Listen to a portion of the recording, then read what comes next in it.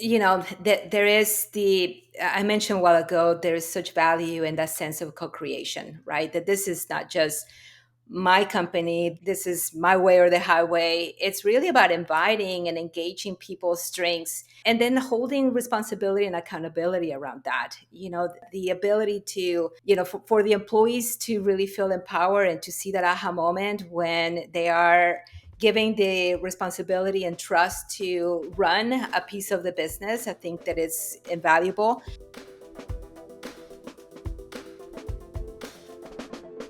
Good morning, HR. I'm Mike Coffey, president of Imperative, bulletproof background checks with fast and friendly service. And this is the podcast where I talk to business leaders about bringing people together to create value for all stakeholders. It's that time of the month when we discuss a few news and social media items from the web this month. And to do that, I'm joined today by Gabriela Norton. Gabriela is the CEO of People Performance Resources, a full-service human capital consulting firm that she founded in 2010. Gabriela has over 30 years' experience in HR leadership and consulting roles and is a trusted advisor to organizations across the globe. This is Gabriela's second appearance on the podcast. Welcome back, Gabriela. Thank you so much for having me. What a pleasure to be with you again. Well, thank you for making the time. And let's start with employee engagement. Gallup released their mid-year survey, which indicated that about only a third of employees are fully engaged. And 51% say they're actively looking for their next job. So that's not a good sign. And I know this is an area in which you work with your clients. So what are you seeing with your real world clients versus just some people responding to a survey? And what do you think is really going on? Yes, thank you. It's such an important time for businesses, HR professionals, and leaders to pay attention to these things. A lot of very smart leaders really want to engage us because they want to understand how they can elevate their culture, how they can work towards, real action in retention best practices. But the reality is that many clients are not necessarily focusing on that. And what we're seeing is, the result of that. Employees are smart. They are interested in coming into an organization where they look forward to bringing value. And it is, a missed opportunity if we don't take advantage of that momentum as employers and as leaders. I recently have been in deep conversations around how important it is to create that psychological safety and that environment where people can feel heard and understood and appreciated. And it doesn't take a whole lot to do that. There's so many ways in which very economically even one can create a sense of value to employees. So outside of the total compensation package, you know, I have seen employees' eyes, really, really shine when a manager acknowledges them publicly or privately about something that they have done, right? And so making sure that we are mindful around recognizing the instances, the situations, the real examples in which employees are moving the needle forward in an effective way is important. And not doing it for the sake of doing it, because I also have heard employees talk about how it is not necessarily a specific tangible evidence of something that they've done well, but simply a manager wants to be being nice, right?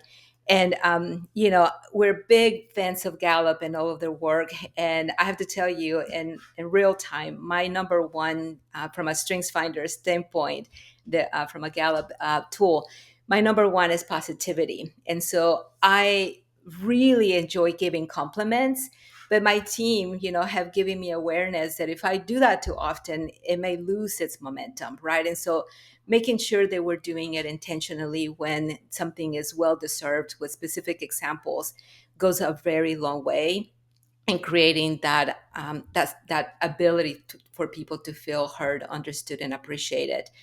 But I said that psychological safety is so important right now, and morale, the ability to have a culture in which people feel that they can be themselves even when things don't go as planned. And so by that, I mean that, there's been an enormous amount of, good articles that talk about the need for us leaders to protect mental health. I was just in a couple of meetings last week where, in the span of 15 minutes, two employees shared, and the essence of what they were sharing was about how much they needed to protect their mental health. They were, saying it's good to be busy, but I also want to balance it with the fact that I don't want to get into burnout. So what are we doing about that? And the answer, right, from the manager was both caring and protective of that, to say, hey, I hear you, I didn't realize that you were that busy. Let's take a look at your plate. Let's take a look at the bandwidth from the rest of the team. How do we balance things out? Who can take some new responsibilities off your plate? And so all of those things created in that particular moment a place where I could literally see the employees relax their shoulders and say, okay, there's a place of solution. My manager is with me. They are not just, chalking this to me not wanting to do enough. I mean, all of that was, palpable, tangibly written in their faces and in the communication that they share. So, I appreciate when managers take the time to stop and listen, and not just listen to react or respond, but listen to understand and do something about it. I think it's, I still encounter managers who, when you talk about things like psychological safety, employee well being, those kind of things, kind of roll their eyes and see it as kind of woo, or just kind Mhm. of something, I have to babysit my employees these days. Back in when I was coming up through management, we just, we grunted it out and just showed up and did the work. My argument's always, well, you can probably get these disengaged employees to show up and do the work, but that's not what engagement is, because engagement is beyond that. There's a certain amount of work you can do not to get fired, and then everything beyond that is kind of discretionary. I mean, beyond the standards of the, the minimum to not get fired, there's a lot more effort and value that an employee can bring in those 8 or 9 hours a day that they're working for you. When you're talking to your clients, how do you define engagement? What does that look? What's the language you use? Mike, we recently partnered with a company called Commix, and they are a team of experts who have developed this tool that, in essence, takes in information, real time information from employees, and uses AI to begin evaluating sentiments and Hmm. in real time provide, the matrix and the measurements that leaders need to have in order for them to understand the trends of their culture, if you will.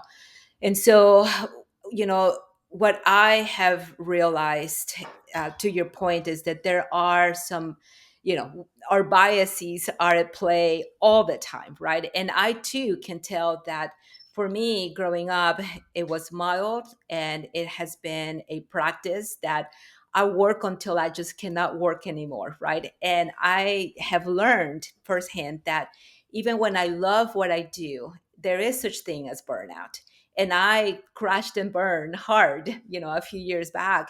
So, realizing that my way of thinking and my way in which I have been working is not necessarily the sustainable thing to do. I have gained a ton of grace for the ability to think through the lens of what is, how can I develop an environment where I'm still holding my employees accountable, where I'm still, expecting to receive and for our employees to deliver their best work, but not necessarily to do it in a way that is only, the primary expectation of the relationship, right? I mean, I think that building a consensus of what they need individually as employees to be empowered has yielded tremendous dividends, not only for us internally but for our clients. And so I will say that gathering data, taking a pulse, even if it's a quarterly pulse, on how employees are doing. advocate for ongoing discussions where employees are request or really measure against specific expectations and request information. We are requesting information of them to then guide them on their performance. I will dare to say that it's just as healthy as with any relationship to have a nice balance between give and take, where we're also asking employees what we can do as companies to do better, right? Because without a shadow of a doubt, there's been so many times that I learned so much by not assuming, right? By asking the question of what can I do to support you? What can I do better?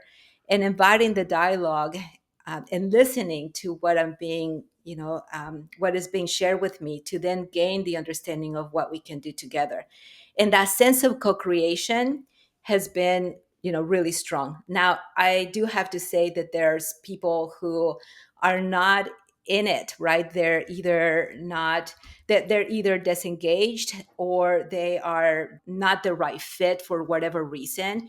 And in those instances, it's critical for us as HR leaders as well as for managers to be able to hold those folks accountable, to give them opportunity to succeed, to understand what they are doing or not doing well, to empower them to do better. But ultimately, if they make the choice not to, then have accountability and discipline around that. But I think it's unfair to have a cast vision around that when it's really the minority of people that may be driving some of that toxicity. I also will say that not addressing the toxicity is going to be a terrible decision, because then everyone will look at that manager in decision to make a change as something that is undesirable. You know, and I think one of the mistakes, and it's partially people like you and me, HR people. In some ways, we've trained managers that every employee must be treated the same. That it's got to be black and white across the board. And we write sometimes we've written our policies that way, and it's almost too rigid in order to really meet a specific employee's need at a particular moment.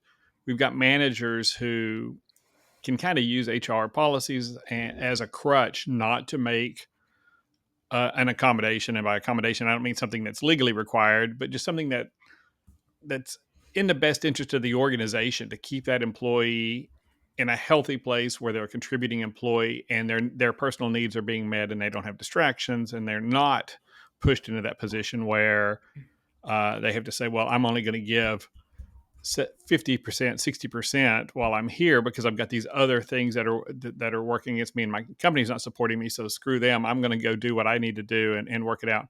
And I think that flexibility that I certainly, I've got a small team, a couple dozen people. So it's easier for me to say, hey, do what you need to do. Well, especially with a high performer. But I think the larger organizations have a hard time freeing up their managers to do that, or making their managers realize that they need to do that. It's so true.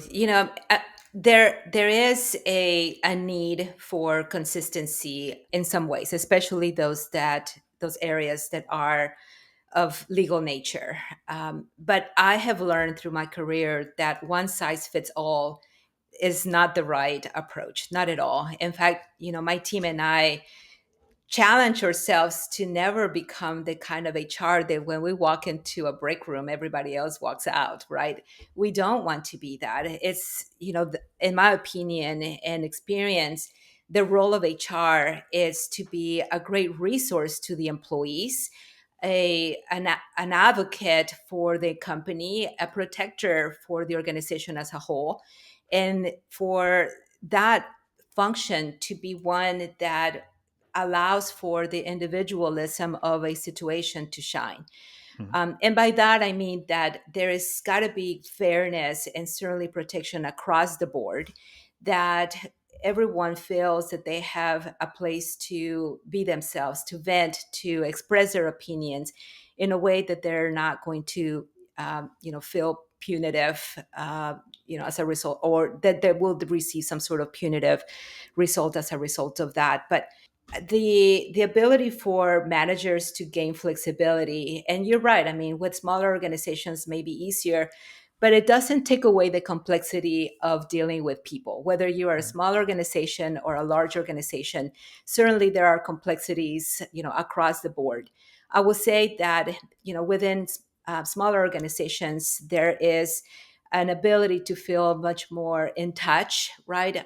With larger organizations, I have seen, great examples of how managers create that small company feel within their own functions and their ability to, and I think that this is on the HR and managers' responsibility to raise their hand if they feel that they are too overwhelmed with too many direct reports. We recently saw a larger organization create a program in which each manager was required to find at least two new supervisors within their teams of 50. One person was leading 50 people. I Wow. mean, I cannot even imagine how you can do that, right? Not effectively. Obviously, they were having a lot of turnover. And so they were tasked to divide their function in a couple of different segments, and for those different segments to find at least two new supervisors. And these were folks that were naturally, showcasing that ability to understand how to build successful cultures. They were personally contributing towards the success of those cultures. This program has been terrific in seeing people come from great ideas to actually being promoted to have more responsibility around the role of leading others. And that all came with a caveat that this was not necessarily a something that if they didn't successfully feel that it was the right role for them, that they will be punished or demoted if it didn't work out. It was simply an opportunity for someone to lead, to begin leading people, and doing it in a way that they were empowered to know how to do that. Because so many times, Mike, you and I have seen the nightmare stories that come from the fact that people just get promoted because they're really good about what they Oh my gosh. to do what they That do. that is our drinking game here. As soon as you mention it, I have to take a shot. So because it comes up in almost every episode, right? We have somebody who's great in a role, and listeners, I didn't plant that. It Yeah. comes up every time because it's true. We don't invest enough in our new supervisors, and they get bad habits, Yes. and then they become higher leaders in the organization with those bad habits. That's it, over and over again. I think that a lot of the work that we are invited to come into is because there's some issue that a manager has created, and many times they are in a position of a blindsides because they all feel like that was the right thing to do, right? And so giving them awareness of what's best practice, inviting the dialogue of how to ensure that they are grounded around this area of flexibility towards giving their own teams the empowerment that they need is all part of the game. But it does start with how are we preparing those leaders who are, or those individuals who are going to be promoted to become the best leaders. And I think that that's really where some of the root of the issues definitely stem from. And I think there's two areas that really, beyond what happens, during employment in that relationship with management, but as people are onboarding and as you're exiting people from the organization, I think both of those have an impact on the people that are there and in the organization. And there was an article a couple weeks ago about how companies like Microsoft and Meta are basically doing kind of the Jack Welch approach to performance management, where you're always identifying the low performers and moving them out of the organization. And the assumption is, if they're the low performer, they may be fine. They may be, meeting expectations. It's not that they're not meeting expectations, but if we're always culling out the lowest end of the workforce and replacing them with talent that's a higher end, then we're just going to keep the organization moving forward. There's a really popular book by Bradford Smart called Top Grading that covers that topic, and I know a lot, especially tech companies and entrepreneurial companies, that really embrace this. But this article that you and I were talking about shares that the negative impact on culture, and I think there's a balance there. But what was your take on that concept of just completely regularly scraping out the who, whatever the tail end of the bell curve on your performers. Hmm. Such an interesting article. And, I think it's tied to overall performance management. Uh, a few years ago, Gallup was one of the leaders in moving the needle from annual performance reviews to ongoing performance discussions that are very coaching in nature, and Right. doing away with the rating system because it was, so subjective. And I mean, I still have clients who have this rating system, and I still have employees who come to us to say, I'm a two, and I don't know how to get over that. My manager just told me, this is the lowest rating I've ever had. And it's, talk about psychological on safety, right? It is something that gets ingrained into the psyche of an employee to say, my manager, someone that I'm trying to impress, believes that I am performing at a 2 out of 5. And that is debilitating. I consider myself a good performer. But here is the reality from my manager's perspective. And so I think that when you see a whole company move towards doing away with those who are not performing, I think that the missing piece is, what are they doing about the opportunities for that employee to do better, right? And I realize that so many employees who make I'm sorry, employers who make decisions to terminate don't get the opportunity to then explain, wait, but behind the scenes we were really, jumping through hoops to make sure that this person was successful. I know that there's a balance in that, so you're absolutely right. But I think that the message, whether perceived or reality, is something that we have to be responsible for as leaders. And if we see that the message is that we are just going to eliminate those who have the lowest quotas, without necessarily also advocating and championing the fact that we are bringing in additional resources for training, or that we are going to, create an environment where maybe there's some, I don't know, exchange of information through a lunch and learns, where every employee is going to have an opportunity to be the subject matter expert and learn how to present and learn how to give information and how to receive feedback. All of those elements are just as important as just sending the message of saying, if you're a low performer, you're just not going to be part of our team. I think that there are some missed opportunities because, I think that some employees may feel, and I've seen this in action, that I better not ever mess up, because the moment that I mess up, I'm out of here, right? And so the next time that I hear of a different employer whose culture is more of empowerment rather than letting people go when you're not performing well, I'm probably going to be pretty enthused to make a move. Yeah, and I think the idea of getting rid of the annual reviews is wonderful. We did it years and years ago, and Mhm. our employees get almost daily feedback about, just from our metrics, and so they know uh, exactly how they did the day before. They get their, their quality numbers. We talk about them as an organization. They see how what they do on a daily basis contributes to our success and serves our clients.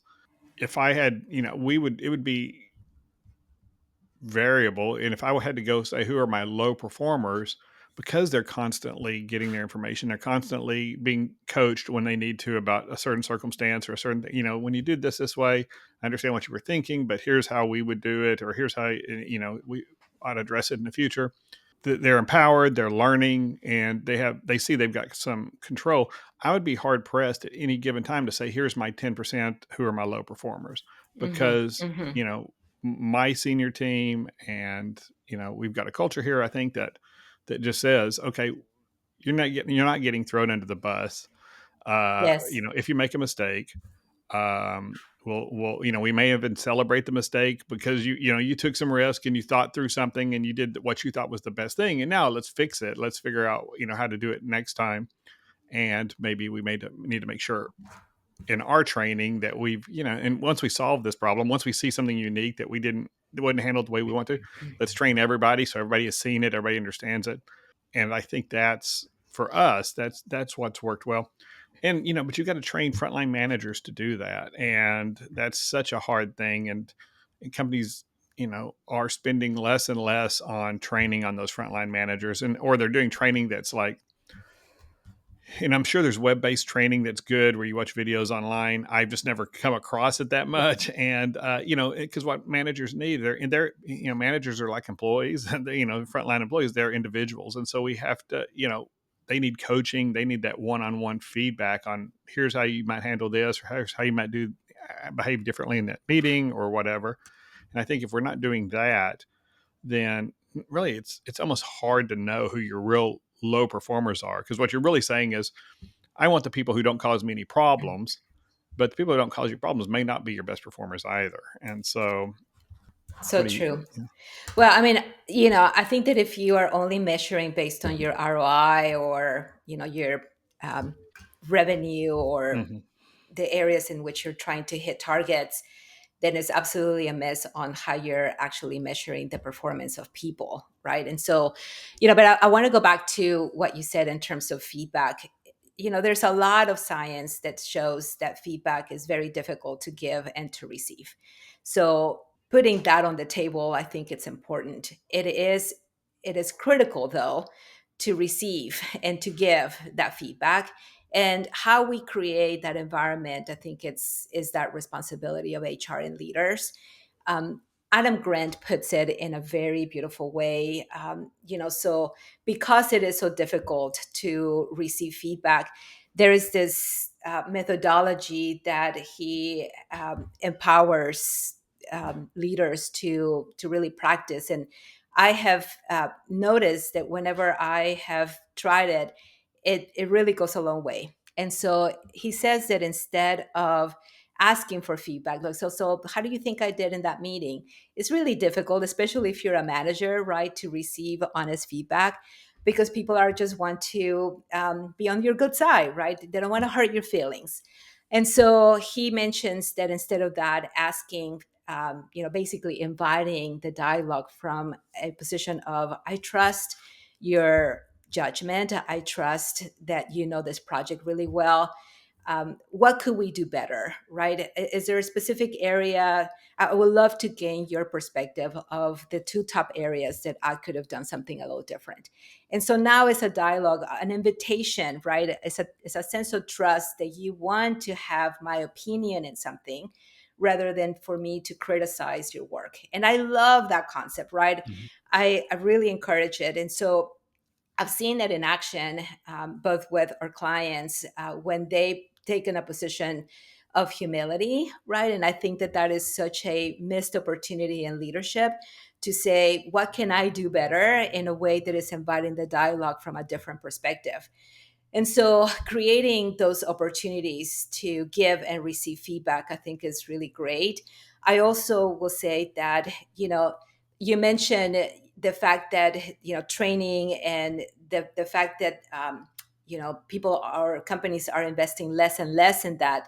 I will dare to say that we are seeing that they're spending more and more on turnover, Right. on claims, on areas that are as a result of an upstream problem, right? And so if the issue is that the managers don't have the right learnings and skill set and understanding of how to manage different people situations, then the downstream reaction is going to be that people are going to be, demoralized or have less confidence in the leaders. They're going to feel that they're not in a position where they can thrive, and ultimately leave or be disgruntled and get into even, more toxic situations. And so as much as we want to empower others, I think it's also important to understand how to identify those that may not necessarily be the right fit and make the decisions. Because I think that also dovetails into this other piece where we see managers who are not trained to make the tough decisions,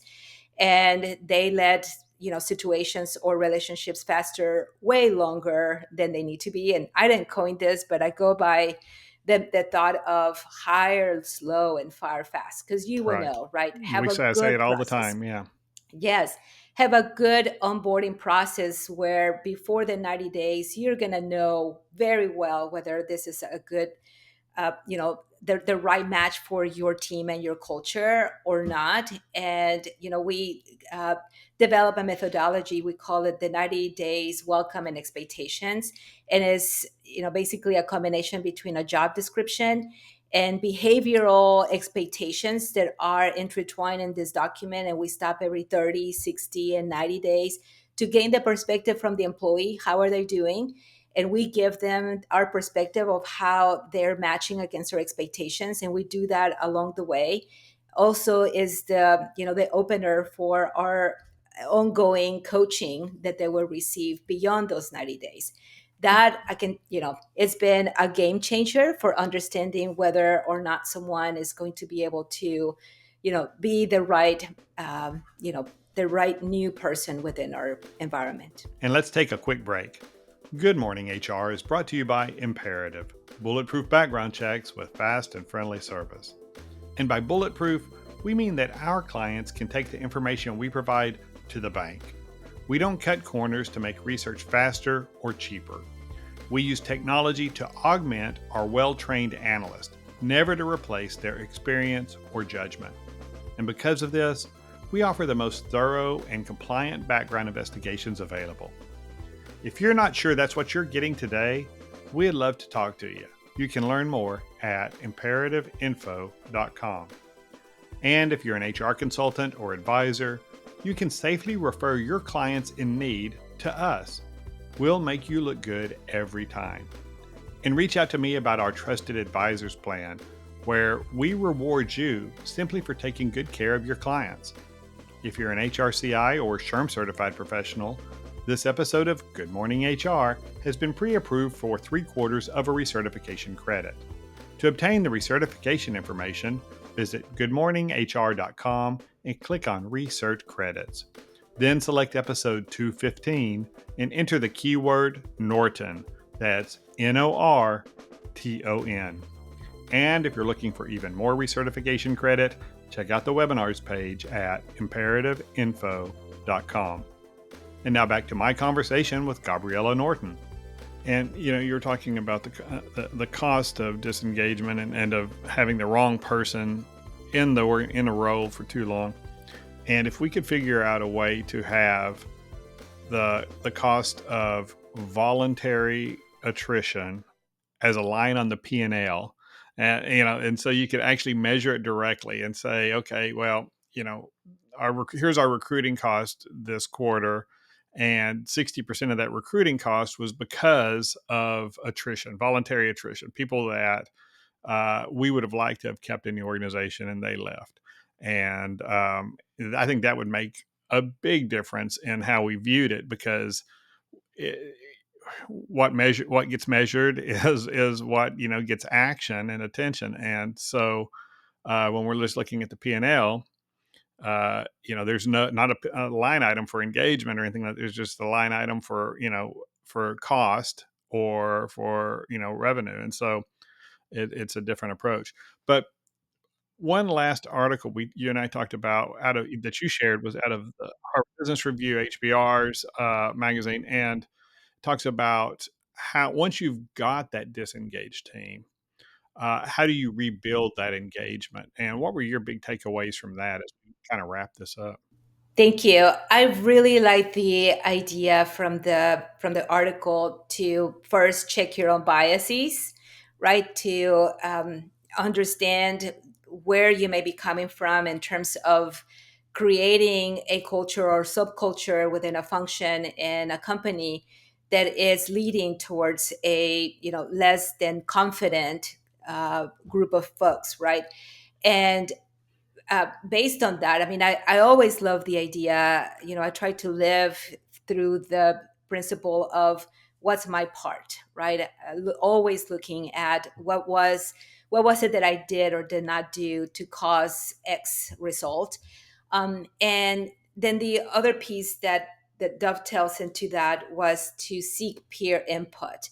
And, uh, there's a lot of evidence also that showcases the fact that us as human beings cannot be objective with our own thinking, because the world is the world Right. as we see it, right? And so I love the idea of again, coming back to this place of humility that I can come to say, hey, Mike, I have this issue at hand, and this is what I'm facing in terms of my team. They feel disengaged, and here are the top things that I have come up with as to what I may or may not have done to create this. What is your perspective of that? What would you do?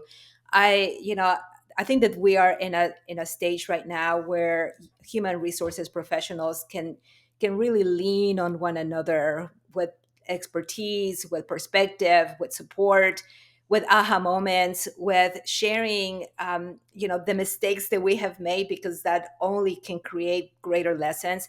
I really appreciate, failure, because I have learned through the years that it is those moments when I've really gained the momentum of understanding what I need to do differently, right? I mean, I can perhaps talk a little bit about those wins in my career, but what I can tell you is that the most significant wins have come from a time when I didn't do something right. And when I have that experience and that ability to understand that mistake led me to something greater, I love to share it with others. Hey, this is where I really stumble upon myself. I have fell flat on my face, and this was what I learned. This is what I'm doing differently today. And I think that when you also are able to share that, within the confines of leader leading others through that lens of honesty, I can tell you that in my experience it has gained a level of understanding and respect from my team that I wasn't sure which way it was going to go when I came to them to say, hey, this is what I did and this is what I learned. It was a sense of cohesion, of having my back, of actually saying, "Hey, thank you for modeling." Right? What you usually say is, "We're an environment of failing safely," and I think that is it can be a concept until you actually put it into action. But putting it into action brings good dividends. And the other thing I liked from that article, it gave 6 steps to re-engaging your group, your team, and about halfway through it said let's re-envision, let's just reset the clock. Basically, okay, what do we have to accomplish as a team? What are we trying to do? And then how are we going to get there? Let's revisit what our roles are, what our cultural norms are on our team. What do we need to change? How do we need to communicate? What do we need to do a certain way so that everybody's contributing at the level they need to and feels heard, supported, and we're still moving the group forward. And I think there's that part that, okay, let's we can talk all day about everybody bringing their whole selves to work and feeling warm and fuzzy and all that. If we're not getting the job done, then we still got a problem. Everybody can love coming to work because it's a lot of fun and all of that, but we got to move the needle for the organization. So let's say here, let's remind ourselves what we have to get done as a team, and then let's negotiate out what's the or let's not, it's not even a negotiation. Let's figure out as a team what we have to do and how we have to work with each other to get that job done. And I think taking it that way, again, it removes some of the biases that a leader might have, but we get everybody's input. I mean, if we've all got to row the boat the same direction, then we should probably have some timing set up and an agreement about who's going to do what. Yeah, I love that. I think they called it, build momentum. That there is the I mentioned a while ago, there is such value in that sense of co-creation, right? That this is not just my company, this is my way or the highway. It's really about inviting and engaging people's strengths, and then holding responsibility and accountability around that. The ability to have that, for the employees to really feel empowered and to see that aha moment when they are giving the responsibility and trust to run a piece of the business. I think that is invaluable.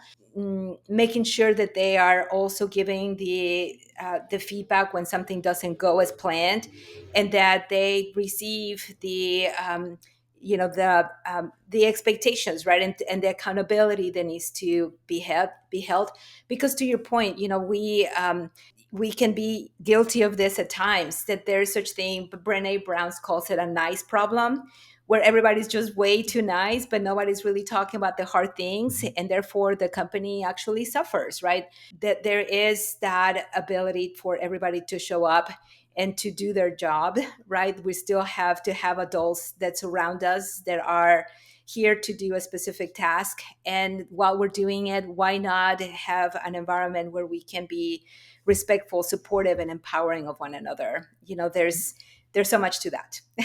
Yeah, and I'm going to have links to all the articles and probably some we didn't quite get to in the notes, but I want to wrap up with the article or the post we found on Reddit, and I thought it was kind of timely and connects with this idea of engagement because you've got to engage your candidates on the way in, and they have to feel like the process is fair and shows that the organization knows what they're looking for. And there was a post on Reddit.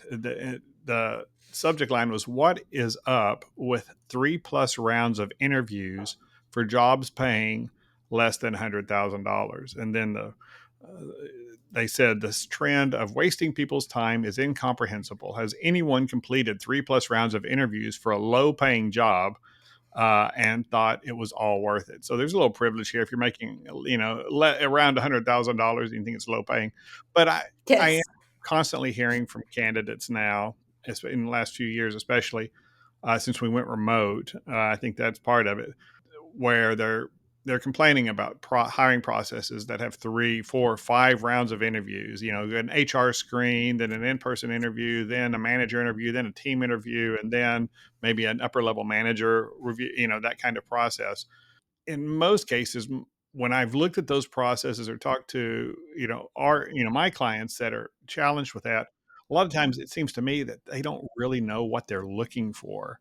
They're relying on their gut a lot, and they're trying to get consensus on everybody's gut about what they're looking for, versus having really objective things, as far as competencies that are measurable, behaviors that they're looking for that really do point to success in this role. And so what do you see with your clients who are trying to hire people and are having, do you see this extended prolonged hiring process compared to what we saw 5-10 years ago? At times, and it comes with a complaint of, we just can't seem to hire anybody. Right? I get it. I think that there's a need for uh, companies to be protective, right? It takes time, effort, and all of the things that we just have been discussing to create a culture of engaged folks. So you certainly want to be protective. But what you do in every stage of the interview process is a telltale story of who you are as a company, as well as who you are as an employee, right? Or as a protect, yes, as an employee. These prospects who are coming to us with an eager opportunity to become part of the team are certainly worthy of experiencing a stellar, overall experience with you, just as much as you want from them, right? I think Hmm. that, again, in any relationship, is that balance between give and take. There is a good flow of information that can be gained in about 3 interviews. I think that I find that to be a good balanced number. This allows for maybe a quick phone call or a quick connect where you're just gathering the basics to make sure that that person is actually going to meet the main criteria, followed by a more in-depth discussion where you're actually having a good dialogue with that person, gaining greater understanding, both from a skill standpoint as well as a behavioral standpoint. And then third, I love to have in-person interviews, because usually that second is a video Hmm. interview. And then that third interview, that it can be a collaborative effort, maybe with someone else in the organization, right, outside of the hiring manager. And that can provide also that ability to get to know someone, and maybe get them to know more on that, what they bring to the table personally. I have seen 5, 6 layers of interviews. It is exhausting. It's also not sustainable, because this continues to be a market in which top talent is on demand, right? And so by the time that sometimes we knock on someone's door to attract them for a position, they already have a couple of offers on the table, and they have to have an expedited but not diluted process to get to Hmm. know them, right? I also would say that the you know the decision falls on the hiring manager. So I love your points about having competencies that can be measured. We like to develop a rubric, right, that Hmm. whomever is going to participate in the interview process, that they provide their takeaways in this rubric that the hiring manager gathers, but it's ultimately the hiring manager decision. So it's really not about how do the rest of the group who have participated in the process, what is their gut telling them, but rather what is the factual evidence of what you found during the interview process, so that I can then have this insight and this input from everyone that participated, so that I can finalize a decision. So hopefully that brings both balance to the people who are applying for the jobs and for the company themselves. And one thing that I put together for a client a number of years ago, and we've used several times, is in that same kind of rubric. You talk about, and obviously this is something you design before you ever meet the candidate. So you've already Yes. defined for the roles the kind of things you're looking for. But the last one, and I've gotten pushback from this before, but is likability. Tell me why you like this candidate and what and then with a big note under it, and now discount that, acknowledge it, recognize this is okay, I like this person, they went to the same college I did, we connected on this, or whatever. I looked at their LinkedIn and they had some interesting articles and whatever it was, but that aren't related to the job. And then acknowledge it. When you write it down, it makes it so much easier to say, okay, I recognize that, I can take it out of my decision making, out of my overall consensus about who this candidate is for my team. This may be somebody you love to go have breakfast with on a Saturday, or whatever. But this may not be the best candidate of our pool to sit alongside me all day long and doing the actual job. And so I think it goes back to that bias issue we are talking about earlier. We've all got biases, and biases aren't necessarily bad. I mean, I've got a bias for high performers. I've got a bias for a lot of things, but there are biases that aren't job related, and recognizing them and just saying, okay, yeah, I've got preferences like any other person. Here's how that person appealed to me on this. And now I'm going to write it down and now set it aside so that I'm not, I'm trying to be more objective. Um, and now if you and it's always a risk that whoever's doing that, it's just going to cement their biases. They're going to say, "Oh yeah, this is really who I want," and they're a Texas Tech fan, and I need another whatever the cowboy thing, guns up thing is, whatever Red that is. Rider. Yeah, Yes, yeah, yes, Red yes. Raiders, yeah, and I need another one of those on the team. So, and I don't think anybody does, but so I think that's kind of part of the, that's the risk. But I think for your objective, your people who are really trying to be fair, writing it down and setting aside, uh, makes a difference. Any takes Uh, on that before we wrap up? I love what you said. I mean, so in our rubric, we have a segment that really talks about what are those areas that I saw from a personality standpoint connections, right? And so those are the ones that we say, if you want to give weight to that, just give it a low weight, because that is more coming Mm-hmm. from your bias. But I think that it's good to also bring to the table to say, we're going to have biases, and I just may be leaning on this side because of that. But here are the factual things that from a job standpoint, as well as from a culture standpoint, I saw that they could be a good fit. So Yeah. all good points. I appreciate you. Perfect way to end it up. Well, and we're well past time, but thank you for joining me today, Gabriela. Appreciate it. What a pleasure. I appreciate you asking me again. Always a treat to be with you, Mike. Thank you. I'm sure we'll do it again. And thank you for listening. If you enjoyed this episode, please write us a review on Apple Podcasts, Spotify, YouTube, or wherever you're listening. And then share this episode on your favorite social media platform, We're on Facebook, Reddit, Instagram, even TikTok. We're all over the place. So, but when you share it, it does help people find us, and maybe we help somebody along the way. And we'd love to hear your thoughts at goodmorninghr.com. Good Morning HR is produced by Marianne Hernandez and Paco Corral on Imperative's marketing team. The Good Morning HR theme music was created by Steve Pegler at HR Strategies of Texas. And I'm Mike Coffey. As always, don't hesitate to reach out if I can be of service to you personally or professionally. I'll see you next week, and until then, be well, do good, and keep your chin up.